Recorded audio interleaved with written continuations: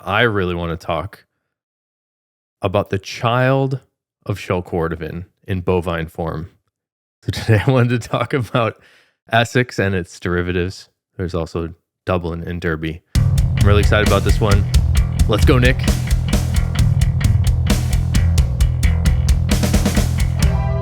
Bovine child form sounds like a metal band. So we're also starting our other side project called Bovine Stepchild. We just play death metal. There's a lot of different directions to go with when we're talking about this. There's like as I was thinking about it, there's the sort of the development, the conceptual development part of it, and then there's the base that turns into variations. There's that whole thing and the way the tannery works. There's the legacy sort of, because it's based on the oldest product that we make. And well, why don't we start off with what is Essex and why are we talking about it? And maybe I could lead us off with a little bit of a story, if you don't mind. Sure, you tell us the story. So when I was working at your family's tannery, and I think it was before you were working there with me, you were at New York in the time. I remember I came into work one day, and at that time, the office I had was right next to your father's. And I remember I came into work, and he had his mad scientist face on. He goes, "Look at this thing I did." I'm like, what's going on here? And he pulls out this side that was super heavy in weight, like the mass of it was super heavy. And I said, "What is this?" And he goes, I had this idea. What would happen if I put one of our bovine steer hide piece side leathers and tan it alongside the shell Cordovan in the pits? And that moment was sort of the first, birth of this product that's now known as Essex. And that's what it stems from. So Horween Leather Company is pretty well known for the shell Cordovan leather. It's tanned in pits using specific tree barks. And the Essex leather, which is also known as, it can also be in the form of Dublin and Derby, is tanned using those same tree barks. And this was about 15 years ago. I think it was like 2008 or 2009 was when I recall that moment. And then the second part of it, I should have brought it here with me. So I have one of the first ever products made out of Dublin, which is the waxed version of Essex. And the one I have is an Aled Edmonds. It's like a long wingtip shoe that's chestnut Dublin, and it's beautiful. But anyways, that was sort of the beginning of the Essex Dublin Derby. But maybe you want to get into, if you don't mind me leading the direction here, talking about some of those tree barks. Sure. Yeah, that timeline is right. Your story checks out. Okay. I started in 2009, like the first half of 2009, and it was just, I remember seeing the initial samples that had been run. Well, maybe you were there then. You might have been there. No, I think it had, because it was already leather when I started. It wasn't in production, but I remember seeing those initial pieces, which were super thick and really dense and like impossibly heavy and awesome, but like not very practical in terms of, I mean, that's not the right thing to say. They were practical, but they had not yet been commercialized. It would be an understatement. But at the tannery, we have kind of a family of tree barks that we use in a lot of different leathers that we have. And Cordovan is no exception. And shell Cordovan was the original product. When we first opened in 1905, that was all that we made. So the extract blend that we have that was developed by my great-grandfather is, I confirm today, the same today as it was then. There's no, it's the same exact blend of tree barks and the same exact proportions as it's been for 119 years. So those, it's interesting because that blend of a half dozen or so different vegetable extracts sort of sets the stage for everything that comes after it. So a lot of the things that are in that liquor, in that blend, are in a lot of the other stuff that we do too. So it's interesting from that standpoint because it's a jumping off point that way. But I also think it's interesting because we came full circle, like back, like it's like it took us 103 years to decide to like use that on steer hide, and not just like not just week 2, like, oh, why don't we try this on a different hide type? So it's a very circular product cycle, I guess, in terms of what's involved there. But yeah, but I mean, what the blend of tree barks is proprietary. We buy the barks as powders and extracts from various places, and we cook them. So with water and steam and time, we turn the which looks they look like crystals. It's almost like imagine like freeze dried like instant coffee, but shiny and like bigger. That's what the raw looks like rock stuff looks. Rock candy, if you recall that stuff. Yeah, and so that you put that all together, and then you cook it into a liquid, and there are things that you have to do along the way to manage the temperature because it needs to be pretty hot in order to mobilize everything and to get everything mixable. And then there's also some, for lack of a better description, you have to add different kinds of salts in order to make it so that it'll actually end up in the leather, not on the leather, because the stuff is pretty viscous, even when there's water introduced to it. So I can't tell if you're being careful because you don't want to get things wrong, or if it's because this formulation is pretty secretive. Are these components, are we not allowed to speak the name like Voldemort or something? No, we can't. I mean, I was thinking about it because I was looking through.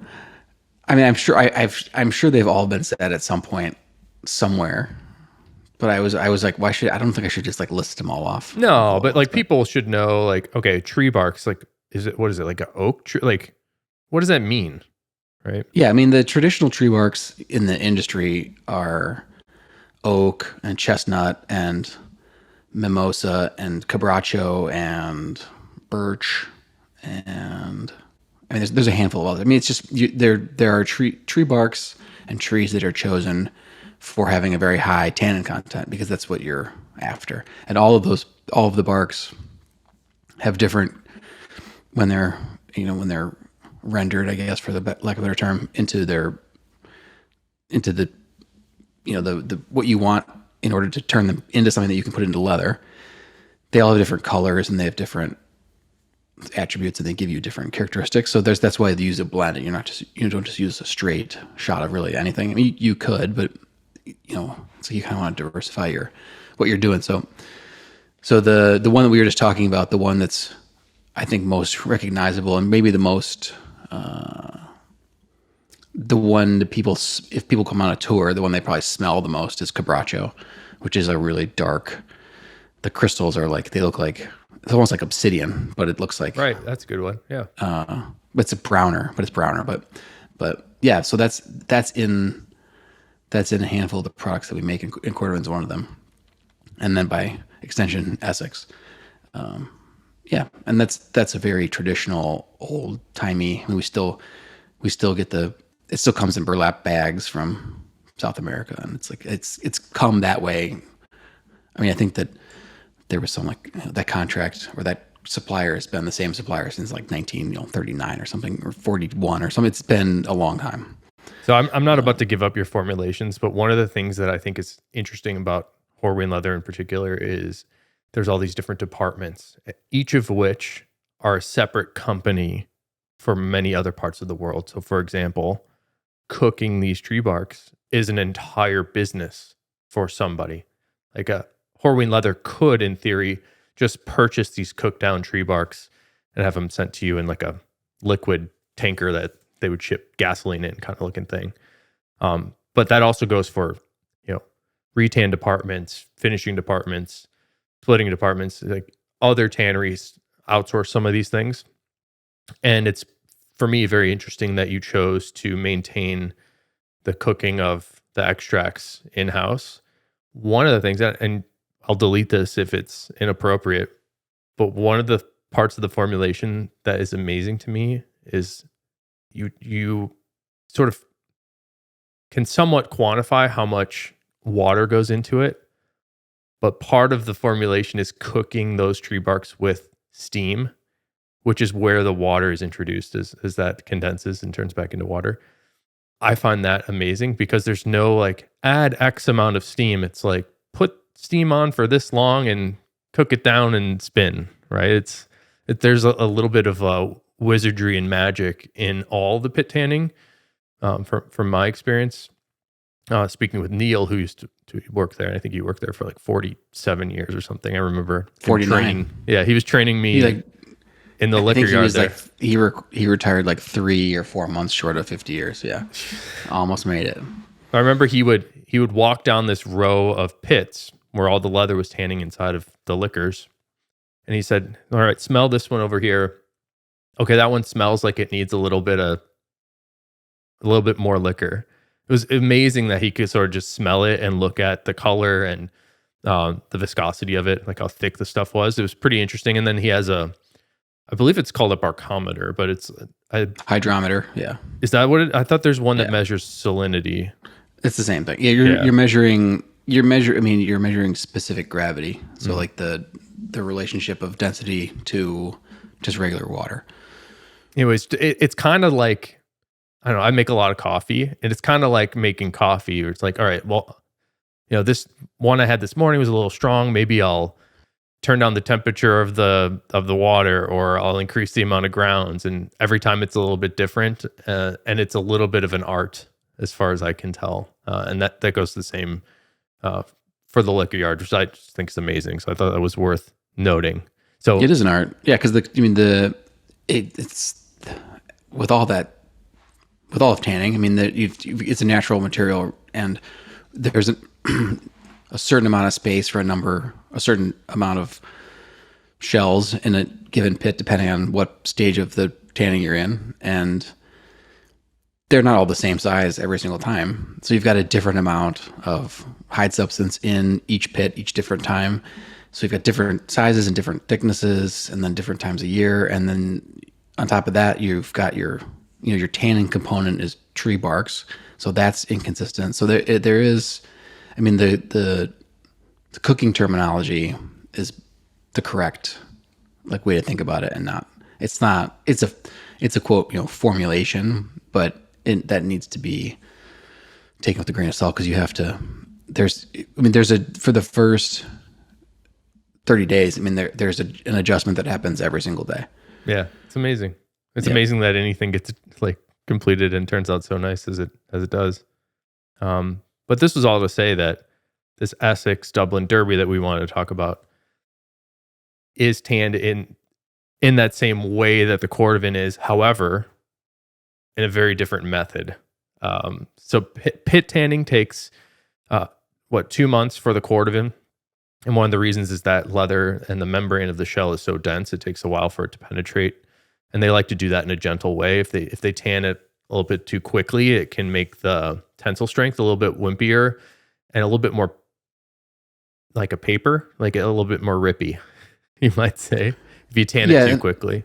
Yeah, and the other danger is you end up with a raw center, because if you start too aggressively, then it seals up the astringency of the tannins, seals up the outside of the hide, and then the inside doesn't get access to any of the bark extracts.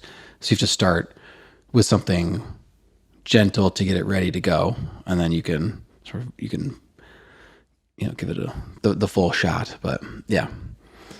But the Essex originally was tanned in those pits, super dense, maybe too much fill from the tree barks, and then commercializing it, we started doing something called rapid tanning, which was done in drums and not the pits. And that is what I believe is still done today, correct? Right. I mean, I guess it's rapid compared to the other veg that we do. But I mean, it went from being, hanging in the pits for a month to running in a drum the same way Chromexcel would, or Latigo, or actually on that note, I know that when the formulation header on that recipe, we called it Rapid Tan Essex. Ironically, it's one of the longest formulations for the run times in those retan drums, which is kind of funny. Yeah, it's not rapid. It's not rapid at all. It was like 12-hour run or something. I don't think it's that long, but it's maybe 10. Yeah, it's long. It's not short. Yeah, and that goes to, I guess it speaks to the variability and the nature of different retaining formulas, because that one, even though it's longer, it's spread out in order to be gentler, so that you're not beating up the fiber structure of the hide so much by hitting it with so many different materials so quickly, or temperature changes and everything, because there's always a balance that's being struck between how gentle do you want to be in introducing what you're going to be using to tan and color and all that, and how long do you actually want it to be pounding around in the drum itself. So there's a sweet spot. So you don't want to jostle or loosen up the fibers just by physically by moving them around, and you don't want to compromise them at a more like at a fiber structure level by messing with the pH too much or temperatures.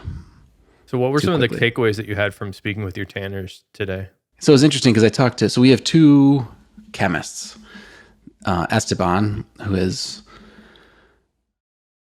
a newish employee. I should know how long he's been there. He's almost been there like 10 years now. Yeah. 8, 9, 10 years. Brand new. He's a new guy. And then he Chris was there 49. Yeah. Chris, who's been there, I should know how long he's been there too. 20 some I should know. I don't even know exactly.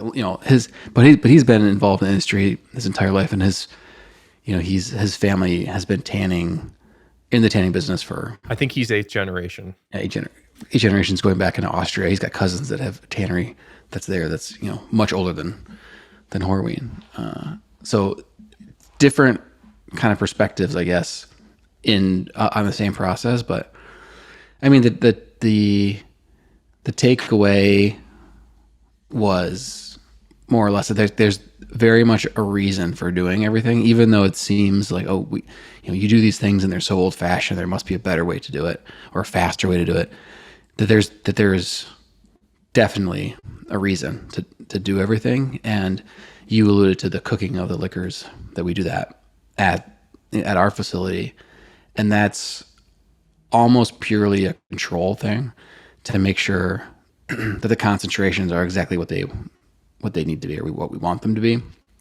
Because you're right, there are companies that you can either buy blends from, or you can send the extracts to, where they even already have the extracts, and they can make those blends and send them to you. But there's a lot of control that gets given up at that point, and that's not something that it's something that we've thought about, but not something we ever wanted to do, and not something that we've done to date yet. So that's a big part of it. But I think that I guess I didn't.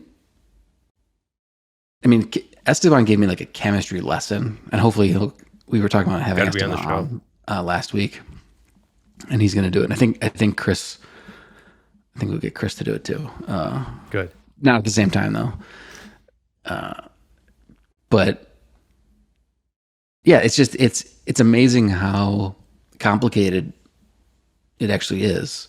And the Cabracho, to use as an example, I mean, so much of the work that goes into preparing that is that the molecule of whatever a single molecule of Cabracho is such a huge molecule, and just getting that thing receptive or able to bind into the skin, into the hide, and that you have to prep it and do some things to it in order to have enough bonding sites to get into the skin and want to stay there.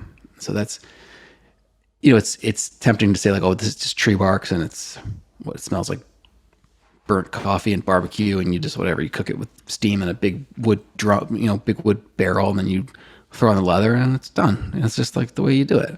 But there's a lot more behind it, and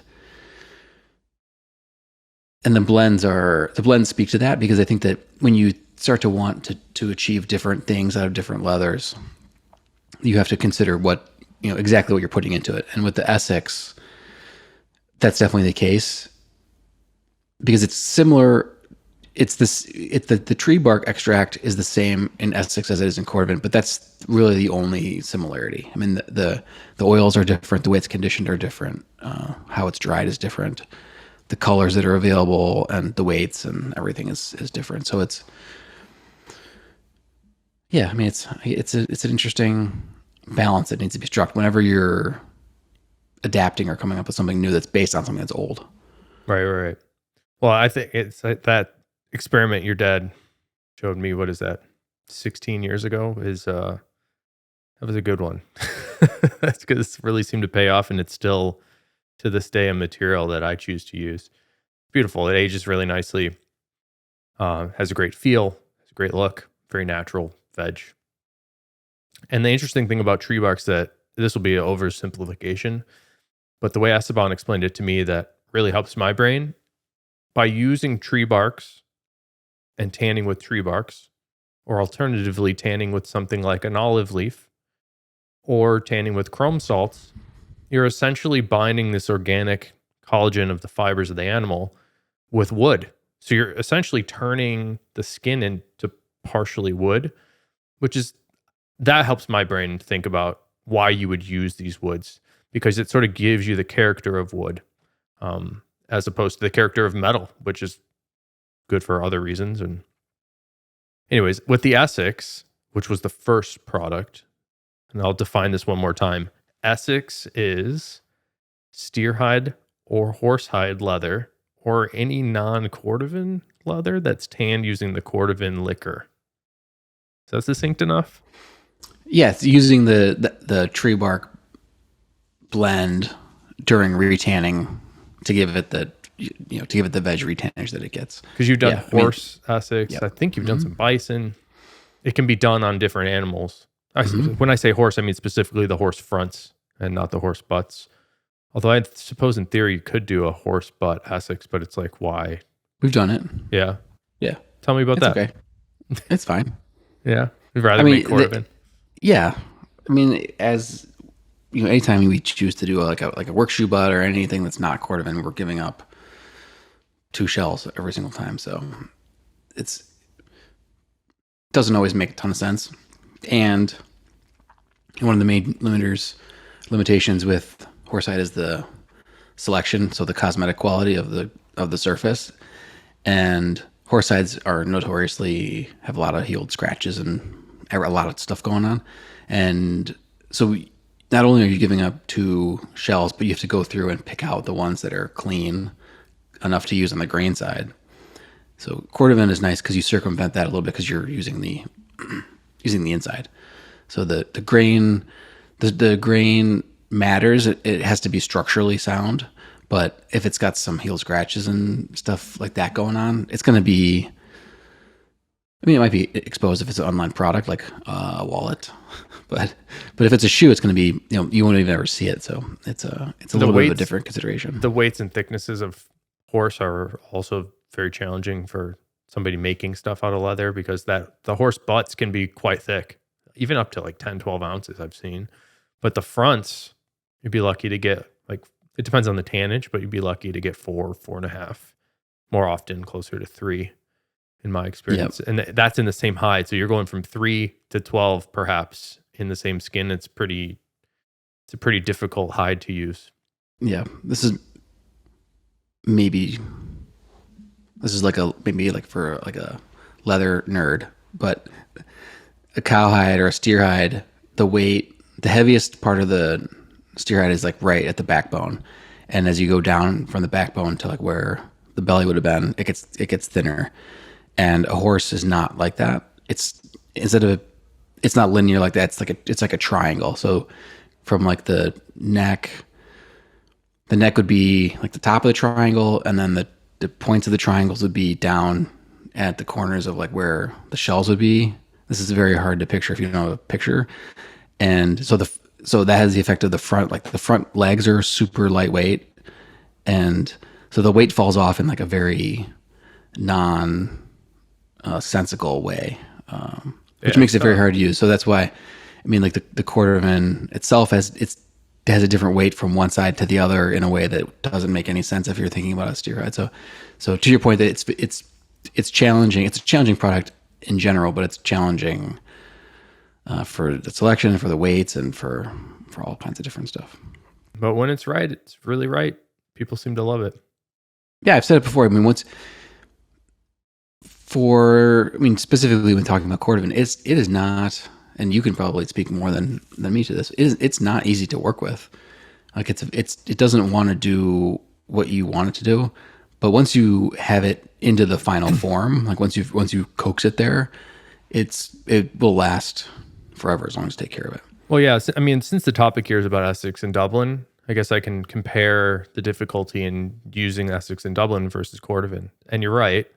The shell Cordovan is, in my experience, I'm trying to be careful to think about it, but from what I've experienced, it's probably the most difficult to work with. And it's for a few different reasons. The first of which is just the size and shape of the shells.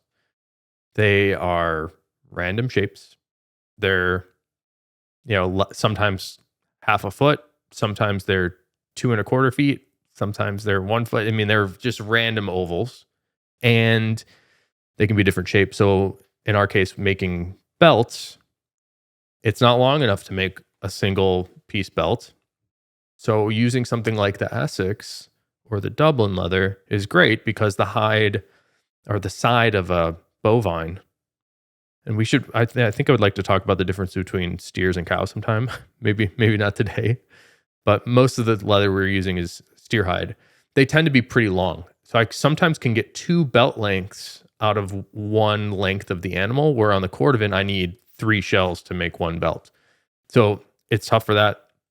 And then the weights are all over the place, like we already went into a tiny bit. The thicknesses from shell to shell can be totally different, but even within one shell itself, there's a significant weight gain and drop off within that oval, and it's a problem. So for us, we try to not thin down any of our Cordovan because we find that it is stronger and has less chance to rip by not thinning down that material. So we try to it takes us a long time with a weight gauge and sorting through and just gauging every little piece to find exactly what we need for whatever we're making.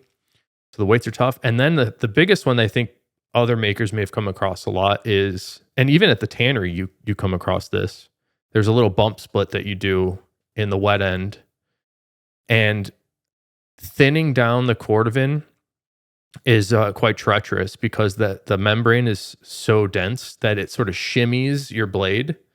And it's very difficult to get a consistent split, an even split on the Cordovan because that shell is at random depths and it's at random density. So when you're running a knife through it, you could hit a hard spot and it sort of just shimmies the knife and you get like a gouge. It's a really difficult material to use. But again, like, it's worth it. I mean, people seem to really like the products. I like all my shoes and wallets and belts and stuff.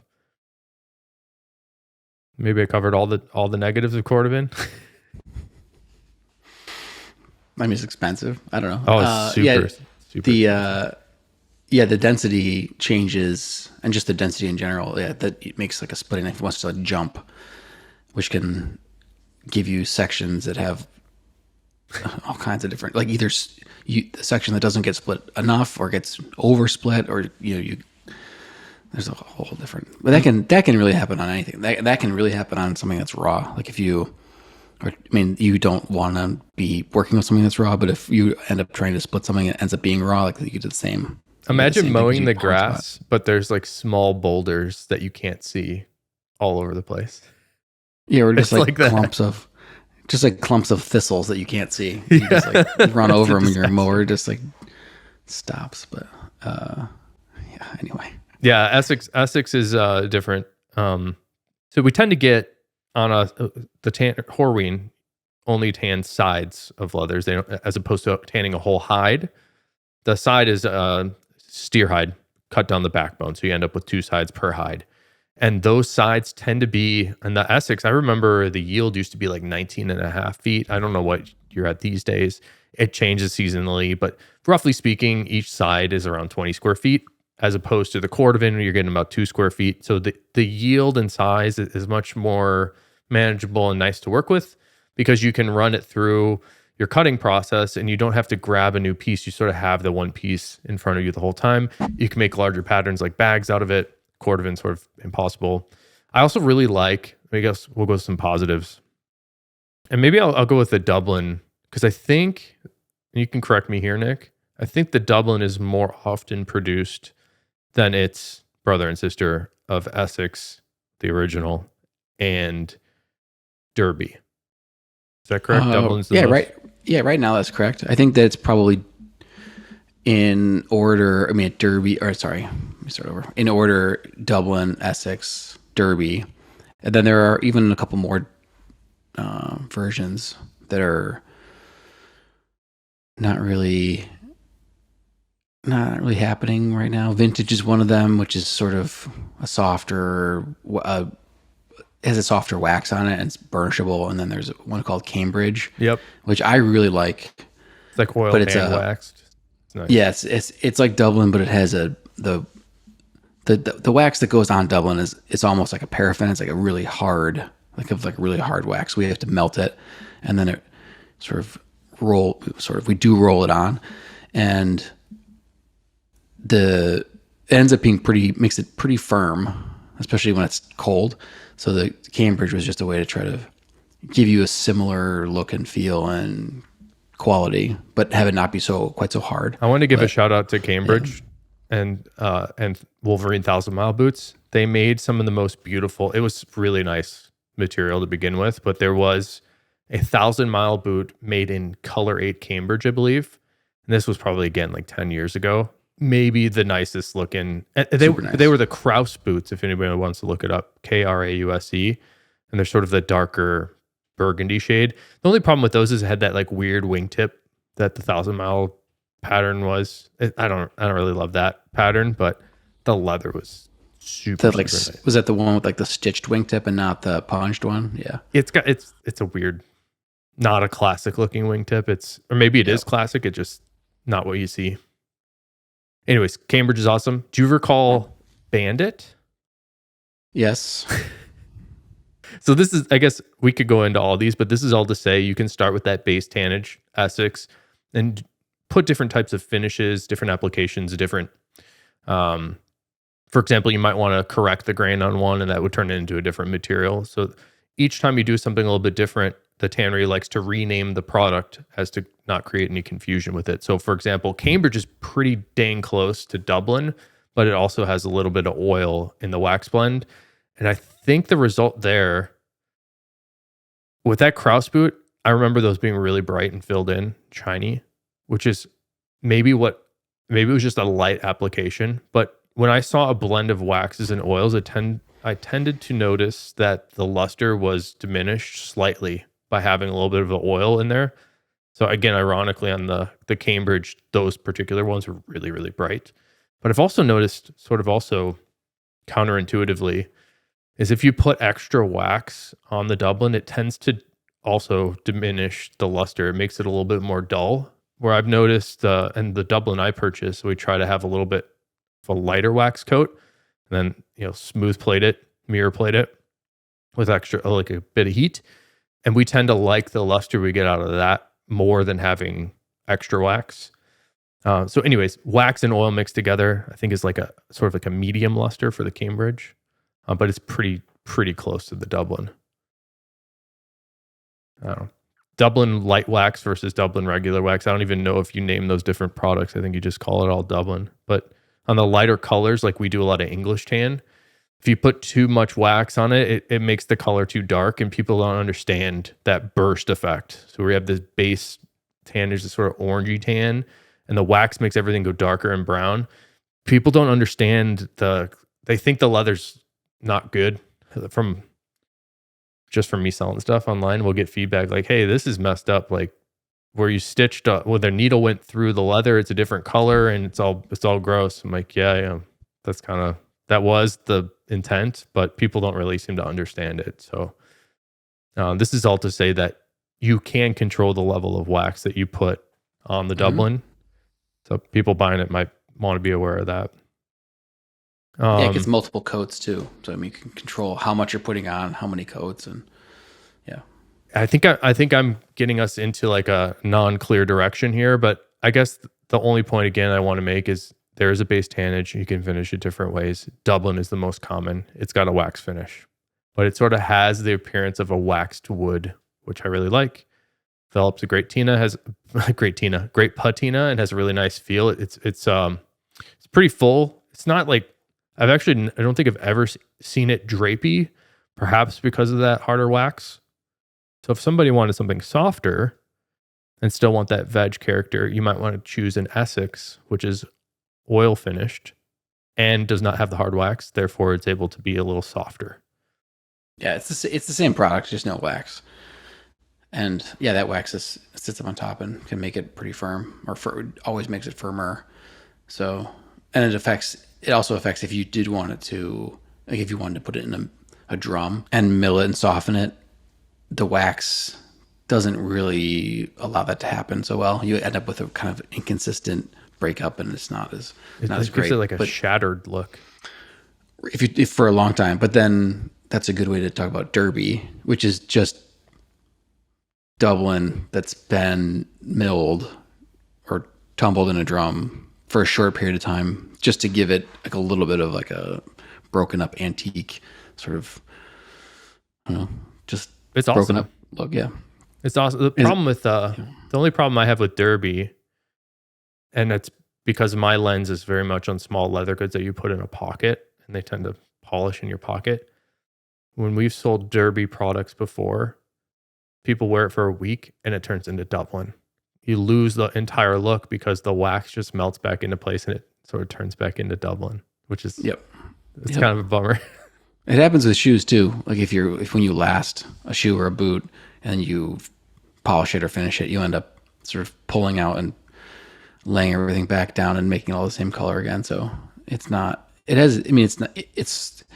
It sort of gives you an idea of what it could look like. But I think that some of the most successful uses of that have been like messengers and like small like bags, like not small leather goods, but like something like a bag or like a briefcase that has like a flap on it. You can the Derby bags are awesome. So you can see, and then because then the back side of it rubs up against you and turns into Dublin. It gets soft and smooth, it gets smooth and shiny. I think one of the things I like most about Dublin is that hard wax creates you're laminating on like an additional layer to the surface. So when you scratch it, you can sort of melt that wax back into place. And in past episodes, I'm going to be careful here. This is super treacherous territory, Nick. I had some constructive criticism to say about Chromexcel, which I'm going to do the opposite of now for Dublin. So in our workshop, we find it hard to store Chromexcel because we're clumsy or it's just the inherent nature of storing leather in a facility that it could get scratched up as it's moved around. And the scratches in Chromexcel, it's hard to hide them because there's really like nowhere to hide. Whereas on the Dublin, we really like working with the Dublin because of that wax layer. So if we're putting it up on a storage rack and it dings up against something slightly and just moves that wax a tiny bit, you can sort of just rub it back into place. And honestly, sometimes I just take a hairdryer, 2 seconds, and it melts the wax back in and you have no idea it ever happened. So I really like Dublin for that reason. There is a new, another new leather that we've done an episode on the past, the Cypress. I really like the Cypress for the same reason, because it has that same hard wax layer, super resilient. The Cypress even more so because of the chrome base tannage. It's almost like no matter what you do to it, it always wants to go back to where it was. The Dublin has a lot of resilience, but maybe a little bit less so.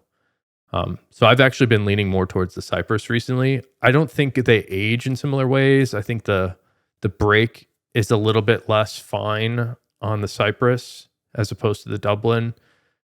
I don't know. I like to talk about things that I experience, Nick, even though they might be perceived as negative. But I think people need to know. On Cypress, the break is less fine, meaning you get a coarser break on the Cypress, you think? I've noticed that. And I think it's because it's been hot plated. I think the additional heat and pressure laminating the wax up onto the surface. And I've seen it happen before on Essex and Dublin, where if you impart a little bit too much heat, because that leather was tanned with the tree barks, it is not resistant to heat. So the heat cooks it somewhat, and I think it's I don't know what's physically happening. That'd be a good question for Esteban or Chris, the tanners. But from what I've seen, it has like a little bit more of like a sugary break on the Cypress and Latigo tannage, where the Dublin, if it's not pressed too hard or with too much heat, has a little bit more of a relaxed break from what I've seen. And these are You'll have like to show me some examples of that. these are like 'Cause super Cypress is- I don't think Cypress most is new people enough, would yeah. notice this, but these are Yeah. like super nitpicky things I've seen. Do you disagree? Is that what you're saying? That I haven't seen. I mean, you have some Cypress boots. generally, was that? You have some Cypress boots. Yeah, generally, I have noticed the break on Cypress to be more consistent, just overall. But I would want to see what you're talking about. See examples. It's new. It's new enough that, and the applications are different enough.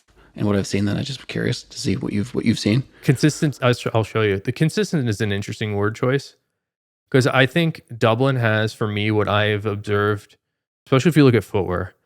If you see any footwear that's made with a veg, it tends to have a similar, well, I don't want to blanket statement too much, but there's a specific type of break that I have seen on most veg tan leathers for footwear. That is what I see in Dublin. The break on the Cypress and the Latigo tend to be closer together, a little bit less pipey, but it's like a little bit more sugary and aggressive, even though it's not so pipey. It's interesting. Like maybe, I don't know if consistent is how I would describe it, but it is different. I don't know. Interesting. Yeah, I think the to go back to what you were just saying, that the comparison between Chrome Excel and Dublin is interesting, because I think maybe like a little bit of an insight. So Chrome Excel, obviously Chrome base, and Dublin is a pure veg. And I think that Chrome Excel and Dublin tend to age and patina at very similar rates. So, and I think that's commentary on how little there is on Chrome Excel getting in the way of that product aging, and how much veg there is in it. And also with Dublin, how far that wax goes to act as like a not a barrier, but to protect it a little bit, to give it like an extra layer, a little bit more durability. And it's firmer, so it's not that, that wax is harder, so it's like it's like a little bit of a protective coating. And it's kind of like when you wax a car, like you've got this wax, you put the wax on the car, and then you're buffing the wax, and all the little micro scratches that are on the car, you're filling in with the wax, and then you're buffing it to a shine. So you're almost like resurfacing it on a very micro level. And the Dublin wax has that effect, especially in the beginning when you first put it on, because you're filling any little voids that are on the skin. When you put the wax on it, it's because when the wax is liquid, it's kind of like self-leveling, so it just goes in, and it goes in even, and then we even go a step further when you iron it with heat again to level it out and to bring the shine back up. So you're creating a very flat surface, and that's all happening on top of an already flat grain. We skipped over it, but it's vacuum dried, so it's dried against the grain is dried against steel plates. With a little bit of heat, and so since the grain is flat against a surface, as it dries, it tends to stay flat during the drying process, and then it gives you a flatter grain. So all that is setting you up to have a product that has can have like a really high luster if you wanted to. I prefer the Essex and Dublin with a high luster personally. I don't think I'm the majority view on there, but I'm with you. Yeah. All right. Yeah. Because I know the default plating for Essex is sandblasted, not smooth. I've always liked the smooth Essex personally, for what it's worth. Yeah, it's easy to bring up the shine in the product on that. You can buff it and it gets shiny pretty fast. And I think people understand like, oh, it's leather, I can make it shiny, but they don't always understand like, oh, this is shiny, I don't want it to be shiny anymore, I don't know what to do. Which is the answer is just just moisture, just wipe it with something wet, and a lot of times that'll knock down the luster. Like you were saying at the top, there's a reason to do everything, and there's a reason there are different tannages. I'm gonna beat this dead horse, Nick, and be nuanced and balanced with my conversation here, and talk about positives and negatives. Because if Chrome Excel is the best leather ever, end of story. Like, why are there other leathers? Well, there's other leathers for a reason. I like them all. But in the example of Cypress versus Dublin, why would you choose one or the other? There's a bunch of reasons. I mean, really the only similarities between those two is kind of the way it looks. I mean, there's just the wax on the end. Yeah. I mean, everything else is completely different. So Essex is, better tensile strength. It's chrome. Did I say Cypress? Let me start over. Yeah. So Cypress has a higher tensile strength because it's a chrome base, and that chrome base also gives it more heat resistance. So it can be treated a little bit more roughly in terms of both in terms of during production in our facility, but also when you're trying to make something out of it. But it's not going to age. It ages great. It's going to be awesome, but it's probably not as fast as Dublin, because it's got that. It just has a different blend of tree barks and a different blend of oils, and it's just different. And the Dublin is different entirely. It's going to age, like I just said, age differently. Different sets of colors are achievable. There's a lot of crossover too, but slightly different. We can do pretty bright colors on both of those bases, but once you start to put the wax on it, it tends to knock it sort of more into the earth tone realm. It's gonna look like wax. Yeah. But I'm working on some stuff, some yellow cypress, which is like really, really yellow right now. And once we put the wax on it, it's going to be... Dude, do you remember the teal Latigo color? Mm-hmm. We do teal cypress now. It's beautiful. Yeah, I bet. 40 shades darker, but really nice. I bet that yellow is going to look good. Yeah, we'll have to see. I haven't seen it with the wax on it yet. I'm not sure. If we would have waxed it, would have happened in like the last day or so, but I'm interested to see if it ends up as a dark yellow, or if it gets like too mustardy and like brown. We'll see. All right. So since we're just circle jerking all the Horween leathers. Oh no. What's a negative that you have about Dublin or Essex? It's expensive because that tree bark blend is expensive to produce, and it takes it's full.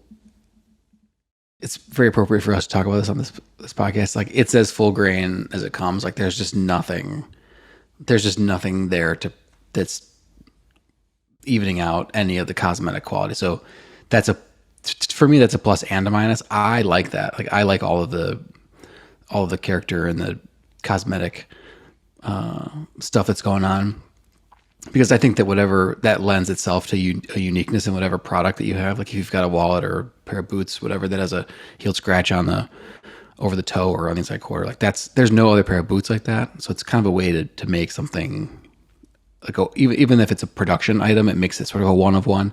So I like that. But I'd also, if you're making a very commercialized product, like, that's a challenge, because if you're cutting a ton of something or want to cut a ton of something, or even big panels and you want everything to be really consistent, like, that's something you have to know and work around. So there's that. And it tends to be heavy. Like, even the initial samples were super heavy, but even now, if you were to make, a duffel bag out of all Dublin, just the empty bag tends to be pretty heavy. So you just have to consider out, what weight are you going to start with, and what what are you going to line it with, and how much is going on inside the bag if you're going to use it for a bag. But I do think that it's a pretty interesting combination of it's a good middle ground for a lot of things. I don't think it doesn't have any. It's not like it has no strength and you can't use any heat at all. I mean, you can still. It's very workable, but it definitely has its spots where you need to be aware of what's going on. So I don't necessarily have a problem with the brake of Dublin and Essex, but how would you describe the brake? It's the wax can have some effect on that, and I mean it's very it changes. I mean, I think it's more prone to.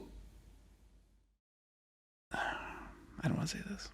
Well, you know what? Actually, I was just thinking it's kind of like conversation about Chrome Excel with that people talk about the Chrome Excel lottery. You hate it, but it depends on where you cut it, right? I mean, certainly a flank is going to have a less tight brake than something right on the butt of the backbone. So I guess that's I should have been a little bit more specific, but I guess let me tell you what I think, and just again, like full honesty from you, I would be really curious to hear what you think. I just have noticed that Veg 10 has a specific brake that is like a little bit more coarse. Do you see what I'm seeing? Not as a general statement, I don't think, because I think that that's a function of the overall density of it. With the Essex and Dublin, I think that weight has a lot to do with it. I think that the brake can get a little coarser as you go up in weight, the heavier weights. But everything with that leather, as you go up in weight, everything is more pronounced.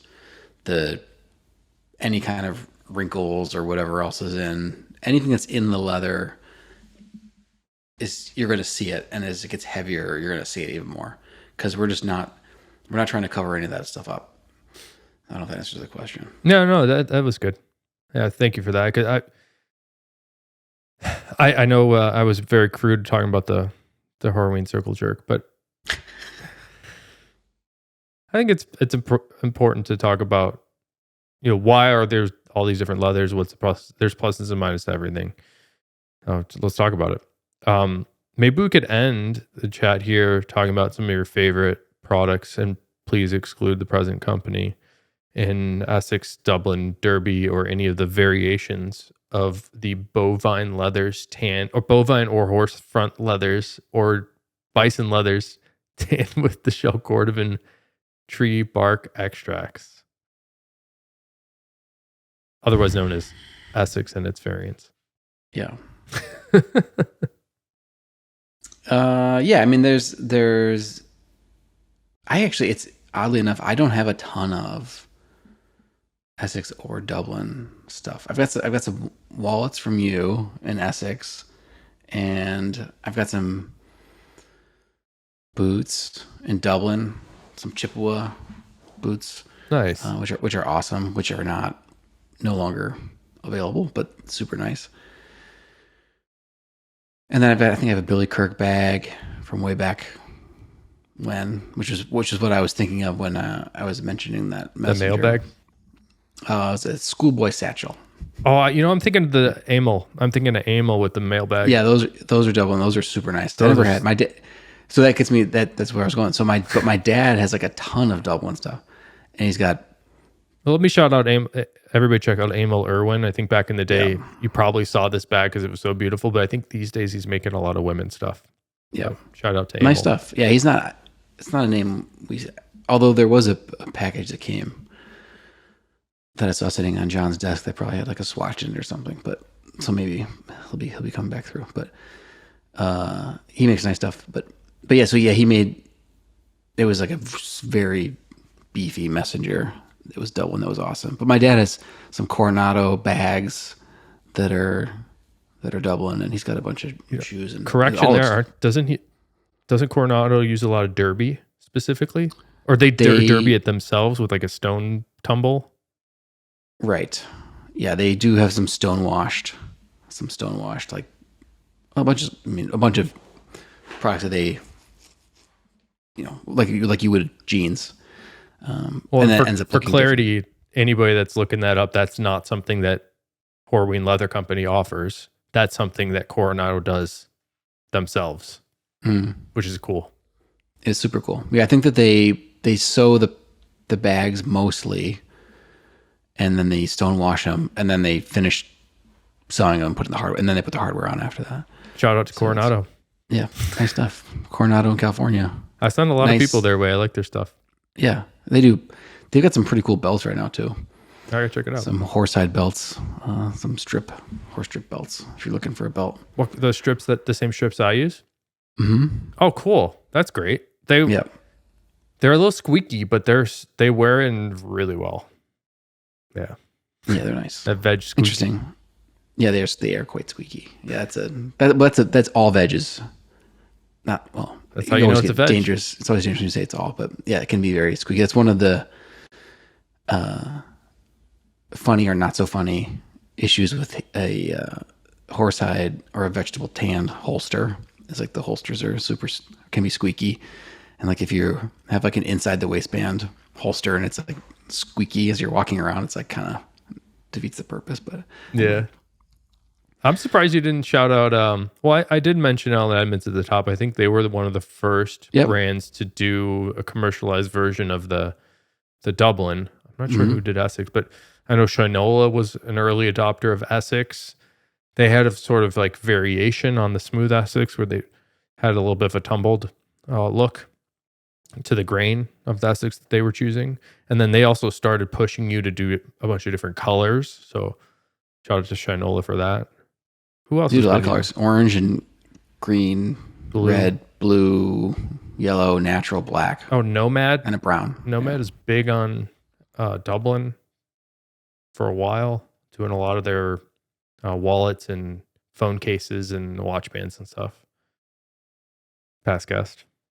Yeah.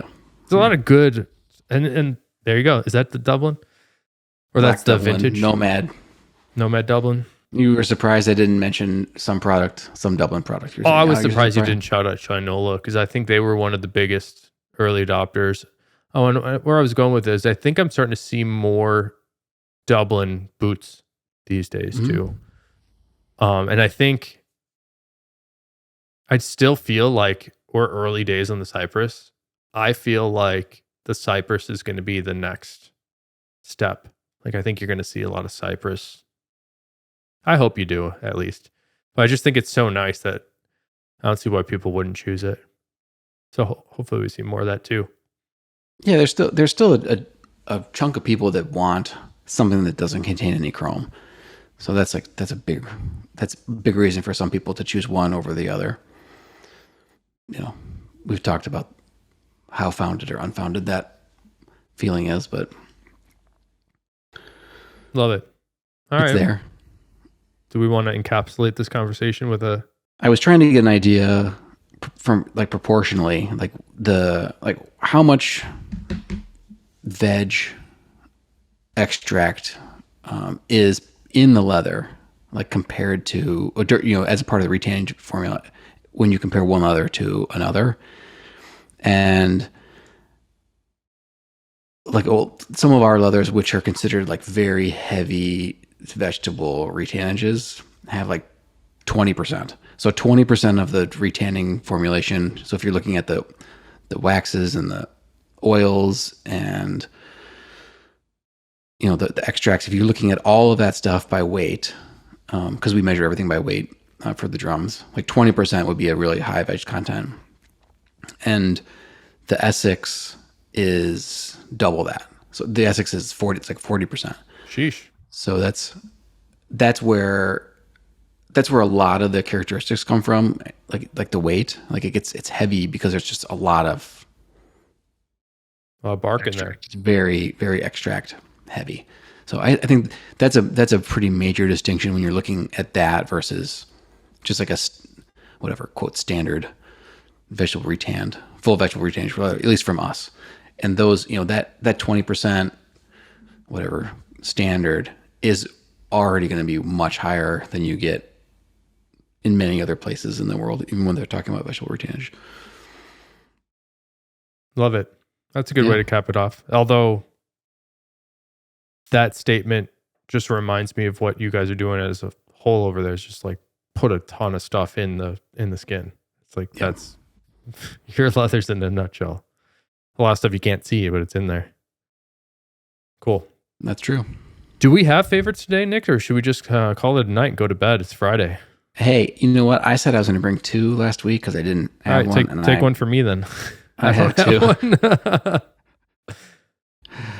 So I was gonna mention this Nomad phone case as a favorite because I keep wanting. I know you're a psychopath and don't use a phone case. No, but I have 2 young children, and my phone gets like thrown and dropped constantly by me or by people that I'm related to, and my phone has been dropped so aggressively in the last month, like a number of times, and it's like totally fine. And so the case performs great, but the Dublin they put on it is in 2 colors. It's there's a brown color and a black, and out of the box, it's like I don't know. It doesn't look like it does when it leaves us. And I was kind of feeling like lukewarm about it. But after I've worn it, it looks awesome. So nice. So the Nomad phone case I've been really liking, and I keep buying a different case and thinking like I'm going to change it, and then I keep going back to it because the buttons are really good and it's the right leather. So they do a good job. Yeah, they do a good job. And the other one, I was just trying to think because I never bring favorites. So I was just trying to think about things that I use a lot. And at the Tannery, you are in trouble almost immediately, like if you don't have a knife with you, because there's always some reason to cut something, whether you're trimming something because there's something that's not quite right, or you're cutting something during a tour to show someone, a cross section, or you're cutting like a small piece of something to send someone a sample. Mm-hmm. And I went down like the knife collecting rabbit hole for a while, and to the point of the Nomad case, I keep going back to, there's a Victorinox floral knife, which is like it's like a sheep's foot knife with a red handle that doesn't lock or anything. It's like $22, and I keep going back to that. It's like super easy to sharpen, and I know that there's a growing contingent of tannery goers and workers that use like those razors that you just like snap the razor off and you end up with a new edge. But I refuse to. Yeah, no comment. I refuse to do that because I want to be able to sharpen my knife. So anyway, so if anyone's looking for like it's for trimming like flowers. Oh yeah. Yeah, it's just like it's not a fancy knife at all. But if anyone's looking for something that they can throw in their pocket, that if you lose it, like it isn't the biggest deal in the world. What's it called again? It's a Victorinox. It's like a Swiss Army, but it's called the floral knife. You'll recognize it. My dad likes it too. But cool. I was trying to get some private labeled, and it's GHP stuff. It's impossible. Yeah. Or even just to use them and give them away to convince people that they shouldn't be using. Nick, I'm so good at favorites. I thought of one while we were here. It's this. I keep these melatonin gummies on my desk. So here's the story. We did that festival performed at in Belgium, and I was all worried about sleeping and like switching back and forth. It's like, all right, I'll try this melatonin. Apparently, it's like not addictive and like doesn't really give you a hangover. So I started taking them weeks ago. Now I take it all the time. It's awesome. For a guy like me that has sleep problems, recommended melatonin. You take them at night. Yeah, like right now. I mean, it's like 10:30, right? So if I need to sleep in an hour, I'll take it right now. Pretty good. And they taste like cherry. It's really good. Oh, there's strawberry. You looking for a melatonin sponsor? Oh, yeah. Nat Roll. What's a terrible name? Nat Roll? I don't know how you'd pronounce that. Hit me up, Nat Roll. I got them at Target. Lifetime supply of melatonin. Yeah, thanks for another episode and bringing favors this time, Nick. I really like Dublin, so I'm glad we get to talk about it. And I did see. Did you see all the comments in the last video? We have some stuff to respond to. Maybe next episode we do a Q&A. I think we're due. All right, we did definitely have enough questions in the comments for some more Q&A. But if you, dear listener, dear viewer on YouTube, would like to have Nick and myself answer your question, just put it in the chat. Put it in the comments, and we'll get to it. Maybe I'd like to do that next, Nick, unless we have a guest lined up for the next episode. But we should do a Q&A. We're due, and it's our favorite. Yeah. Cool. Yeah, and I think if we can get Esteban on, the mad scientist, that if there are any like tanning specific questions that are about, sort of the more technical side of things, those could be interesting. Yeah, good idea. I learned something. I learned two things today that I just never knew. Just by talking about stuff for this. Yeah, chemistry and tanning questions, bring him. It's a good idea. Yeah, he's great. I'm excited to have him or Chris or both of them on. It'd be amazing. All right, thanks for another episode, Nick. Thanks, Phil. Staying up late in the weekend. Appreciate it. Yeah.